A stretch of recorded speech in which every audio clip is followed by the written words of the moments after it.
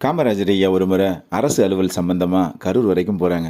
அங்கே நடந்து போகும்போது செருப்பு வந்துடுது. உடனே ரோட்டில் நிற்கிறாங்க காமராஜர் ஐயா ஒரு ஓரமாக. மக்கள் கூட்டம் அதிகமாக கூடவே காமராஜர் ஐயா பக்கத்தில் இருக்க ஒரு செருப்பு கடையில் போய் உட்கார்றாங்க.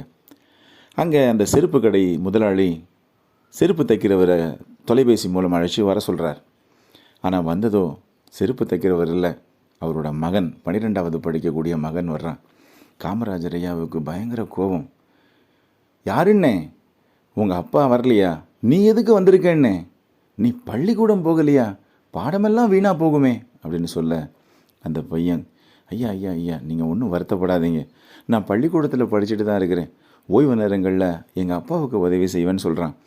இருந்தாலும் காமராஜர் ஐயா, அளவு கொடுத்தா செருப்பை ஒழுங்காக தச்சிருவியான்னே அப்படின்னு கேட்க, அதெல்லாம் தச்சிருவையா, நீங்கள் கொஞ்ச நேரம் உட்காருங்க, நான் இப்போ தச்சு எடுத்துகிட்டு வரேன்னு காமராஜர் ஐயாவோட அளவு எடுத்துகிட்டு போன அந்த சின்ன பையன் கொஞ்ச நேரம் கழித்து ஒரு செருப்போடு வர்றான். பளபளன்னு இருக்குது செருப்பு. அதை காலில் போட்டு காமராஜர் ஐயா நடந்தா ரொம்ப கம்ஃபர்ட்டாக இருந்துச்சு காமராஜர் ஐயாவுக்கு. நல்லா தச்சிருக்கேன்னே, இந்தா 10 ரூபா கூலி அப்படின்னு சொல்லி காமராஜர் ஐயா அவன்கிட்ட கொடுக்குறாங்க.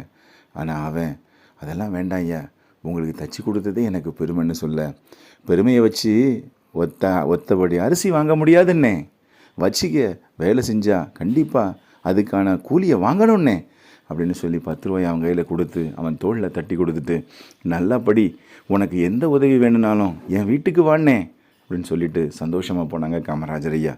காமராஜர் ஐயா படிப்புக்காக எந்த உதவியும் செஞ்சாங்க.